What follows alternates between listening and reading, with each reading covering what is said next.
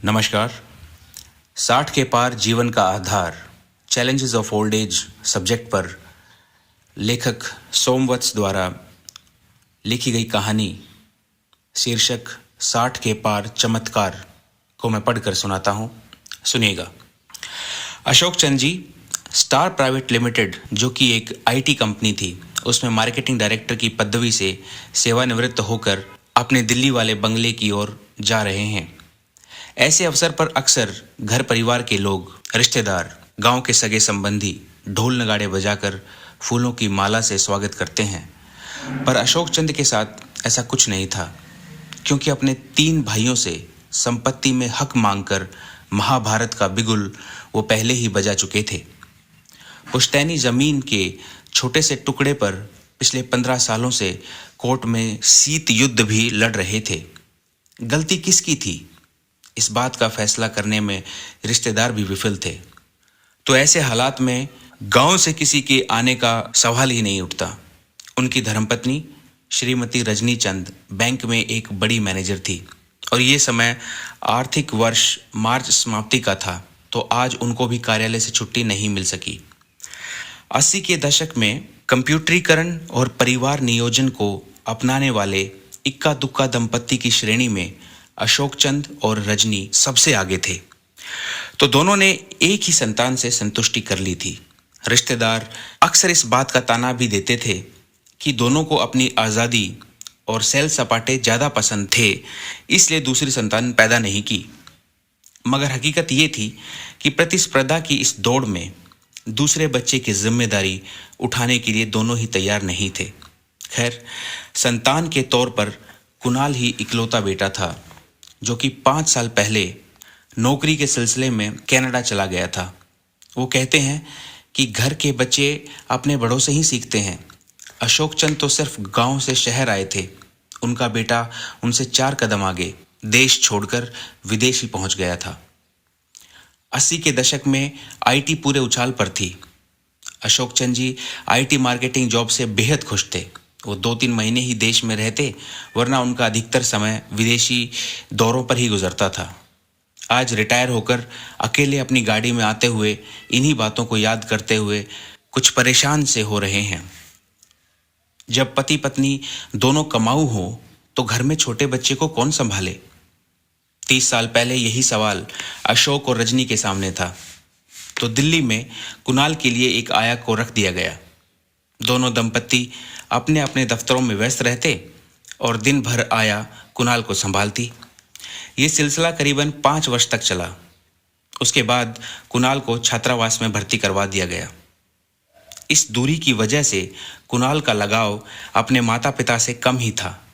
गांव से बड़े भाइयों ने बहुत समझाया कि कुणाल अभी छोटा है और हॉस्टल ना भेजें, पर उस वक्त हैसियत और पैसा कमाने की होड़ में दोनों इस कदर जुटे थे कि बड़े भाइयों की सलाह पर ध्यान नहीं दिया। जो संयुक्त परिवार की हिंदुस्तानी संस्कार कुणाल को मिलने चाहिए थे, वो अंग्रेजी स्कूल और हॉस्टल का माहौल कहाँ दे पाता। पर हॉस्टल का एक फ़ायदा कुणाल को ज़रूर मिला कि वो छोटी उम्र में ही अपने फैसले खुद करना सीख गया था। हॉस्टल वार्डन और दोस्तों की संगत में बचपन से जवानी का सफ़र तय करने वाले कुणाल की ज़िंदगी में रिश्तेदारों की कोई खास जगह नहीं थी। माँ बाप से ज़्यादा कुणाल को अपने दोस्तों की फिक्र रहती और 5 साल की उम्र से ही घर से बाहर हॉस्टल में पलने वाले बच्चे के लिए ये स्वाभाविक भी था। कुणाल के दोस्त ही उसकी दुनिया थे। अब 60 का होने पर अशोक चंद को कंपनी ने तो रिटायर कर दिया। मांसपेशियाँ भी ढीली पड़ गई थी, आंखों ने भी टिमटिमाना शुरू कर दिया था। ब्लड प्रेशर और शुगर ने हल्ला बोल मचा रखा था। उम्र के इस पड़ाव पर पहुंचकर अशोक चंद को अपने इकलौते बेटे की सोच, उसके व्यक्तित्व, व्यवहार और बेरुखेपन से बहुत सारी शिकायतें थी।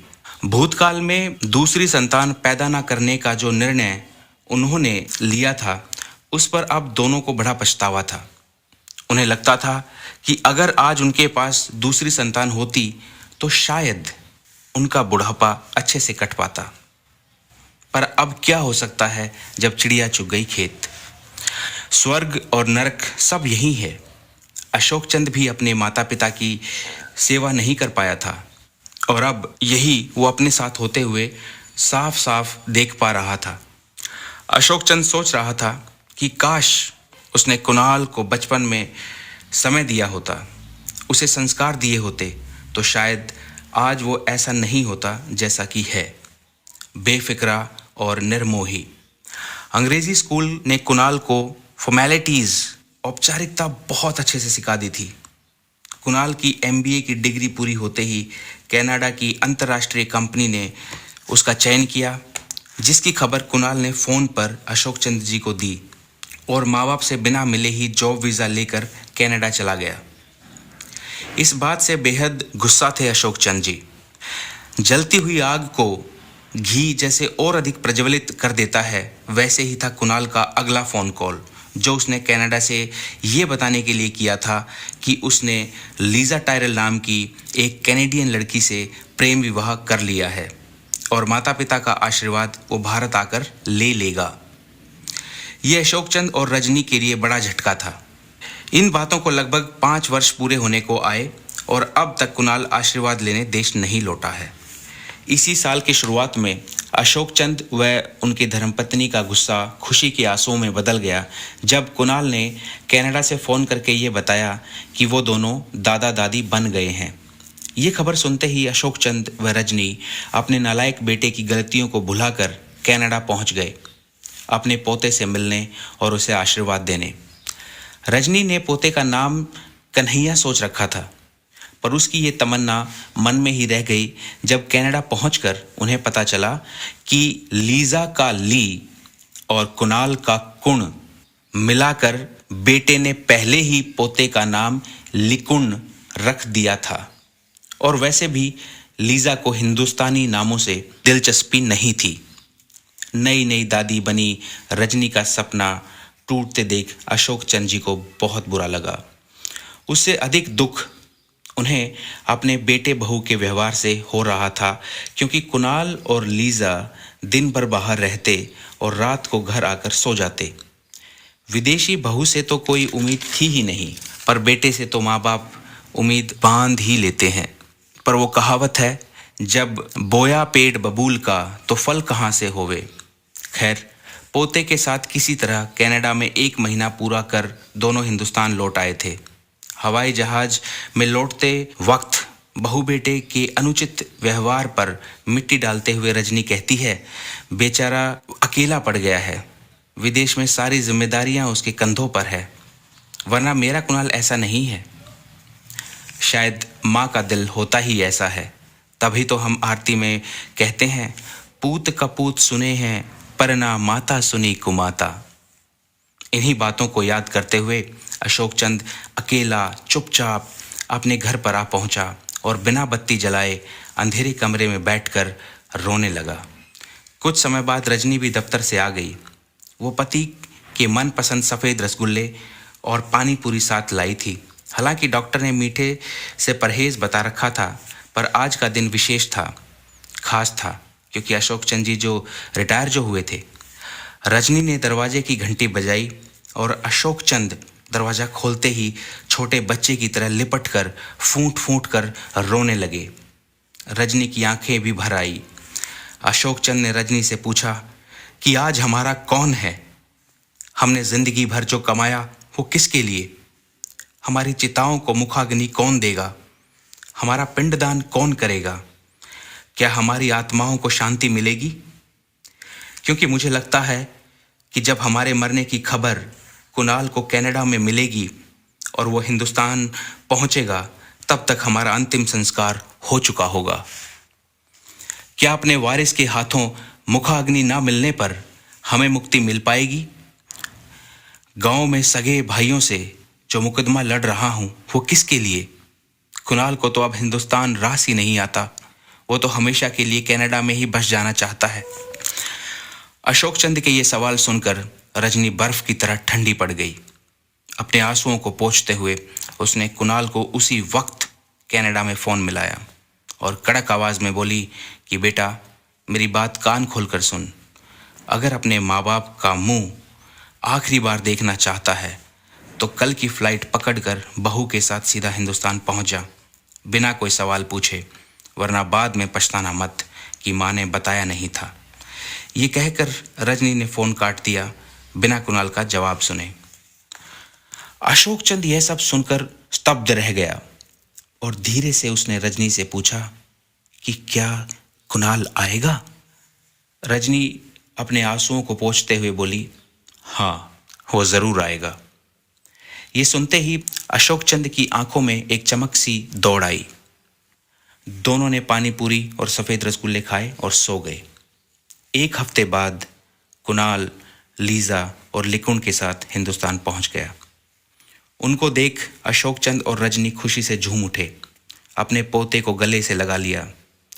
परंतु कुणाल ये जानना चाहता था कि ऐसी कौन सी आफत आन पड़ी थी जिसके चलते उसे परिवार सहित यूं अचानक कनाडा से हिंदुस्तान बुलवाया गया है।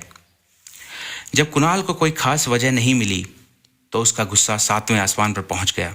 वो बड़बड़ाने लगा, क्या आप लोगों को पता है कि मैं कितने ज़रूरी काम छोड़कर यहाँ आया हूँ? कितना नुकसान हो गया है मेरा। बेटे की बातें सुन रजनी कहने लगी, कुणाल, अब हम बूढ़े हो चले हैं, हमें तेरी ज़रूरत है बेटा। हमने जो भी पैसा, धन दौलत कमाई है वो सब तेरे लिए ही तो है। तू सब ले ले और हमारे साथ यहाँ दिल्ली में रहने लग जा। कुणाल बोला, माँ, दिमाग खराब हो गया है तुम्हारा। भारत और कनाडा के लाइफस्टाइल में जमीन आसमान का फर्क है। कनाडा में कॉर्पोरेट कल्चर बिल्कुल अलग है। वहाँ के लोग 16-16 घंटे काम नहीं करते। 4 घंटे का ट्रैफिक जाम नहीं लगता वहाँ। प्रदूषण, गरीबी और अपराध दर भारत जैसा नहीं है। मैं यहाँ भारत में रहकर अपनी ज़िंदगी को नर्क नहीं बना सकता। और रही बात आपके बुढ़ापे की, तो आप लोग मेरे साथ कनाडा चल सकते हैं। परंतु इस बात के लिए अशोक चंद जी बिल्कुल भी राज़ी नहीं थे। रजनी अपने बेटे की जिद और पति के बीच फंस कर रह गई थी। जब अशोक चंद ने भांप लिया कि कुणाल किसी भी कीमत पर मानने वाला नहीं है, तो उसने कुणाल के सामने अपनी आखिरी इच्छा रख दी। उसने कहा कि ठीक है, तुम कनाडा वापस जा सकते हो, पर जाने से पहले तुम्हें 2 काम करने होंगे। पहला कि वो उन्हें 4 धाम यानी केदारनाथ जी के दर्शन करवाए, और दूसरा वो उनके सामने ही उनके जीते जी उनका पिंडदान पूरे विधि विधान से पूरा करे। कुणाल अपना पीछा छुड़वाने के लिए इन दोनों शर्तों पर राजी हो गया और पूरे परिवार के साथ 16 जून 2013 को केदारनाथ धाम पहुंच गया। केदारनाथ जी में ही एक धर्मशाला में कमरा किराए पर ले लिया और केदारनाथ जी की आरती में शामिल हो गए। परिवार ने दर्शन किए और माता पिता की इच्छा अनुसार कुणाल ने उनका पिंडदान भी वहीं केदार धाम में कर दिया। 16 जून 2013 के रोज़ धर्मशाला में अशोक चंद अपने पोते के साथ खेल रहे थे और बाकी लोग वापस चलने की तैयारी कर रहे थे कि अचानक जोर की आवाज़ हुई और चारों तरफ जल प्रलय हो गया। पानी ही पानी। अशोक चंद ने अपने पोते को कसकर अपनी बाहों में भर लिया। चारों तरफ हाहाकार मच गई। एक ही पल में सब कुछ तहस नहस हो गया। अशोक चंद समेत पूरी धर्मशाला पानी में बह गई। पानी के तेज बहाव में भी अशोक चंद ने अपने पोते को सीने से अलग नहीं किया और आखिरी सांस तक पानी से उसका बचाव करते रहे। बाढ़ की तेज लहरों ने अशोक चंद को एक ऐसी विशाल चट्टान पर लापटका जहां किस्मत से सेना के बचाव दल की नज़र उन पर पड़ी। सेना के जवानों ने अशोक चंद व उनके पोते को हेलीकॉप्टर की मदद से बचा लिया। अशोक चंद केदारनाथ जी में आई इस महाजल प्रलय के महीनों बाद तक अपनी धर्मपत्नी, बेटे और बहू की तलाश करते रहे, पर सिवाय निराशा के उनके हाथ कुछ न लगा। उम्र के इस पड़ाव पर जहां वो 60 पार कर चुके थे, वो बिल्कुल अकेले रह गए थे और सर पर नन्हे पोते लिकुण की जिम्मेदारी अलग से थी। 60 के पार जीवन का आधार जब बहुत सारे लोगों के लिए शून्य मात्र रह जाता है, तब अशोक चंद ने जीवन के इस पड़ाव पर नए सफ़र की नींव रखी। उन्होंने खुद को मानसिक रूप से जीवन की नई चुनौतियों के लिए तैयार किया। गीता के इस उपदेश को अपना मूल मंत्र बनाया कि कर्म ही श्रेष्ठ है और भूतकाल में घटी दुखद या सुखद घटनाओं को याद कर रोने धोने से कुछ भी हासिल नहीं होने वाला। बेहतर होगा कि हम अपने वर्तमान को जिएं और उसे संवारें। अशोक चंद जीवन पथ पर इस विश्वास के साथ आगे बढ़े कि अब जिंदगी के जितने भी साल, महीने या दिन बचे हैं वो उन्हें उन कामों में लगा देंगे जिन्हें वो अब तक पूरा नहीं कर पाए थे। सबसे पहले उन्होंने लिकुण का नाम बदलकर कन्हैया रखा और अपनी स्वर्गीय धर्मपत्नी को श्रद्धांजलि दी। फिर अपने पोते को लेकर पुश्तैनी गांव चले आए। भाइयों पर चल रहे सालों पुराने मुकदमे को वापस ले लिया और गांव में भाईचारे की एक मिसाल पेश की और अपने पोते को वो सारे हिंदुस्तानी संस्कार दिए जो वो अपने बेटे कुणाल को नहीं दे सके थे। आज अशोक चंद पूरे गांव के लिए महानायक हैं। वो अपने पोते के साथ साथ गांव के बाकी बच्चों को संस्कारों की छोटी सी पाठशाला में शिक्षा देते हैं। आधुनिक शिक्षा प्रणाली के साथ साथ उन्होंने अपने पोते को एक सामाजिक, जिम्मेदार और काबिल इंसान बनाया। उन्होंने दुनिया को ये संदेश दिया कि उम्र महज एक संख्या है और 60 के पार भी इंसान जीवन में चमत्कार कर सकता है अगर उसके पास लक्ष्य और दृढ़ निश्चय हो तो। धन्यवाद।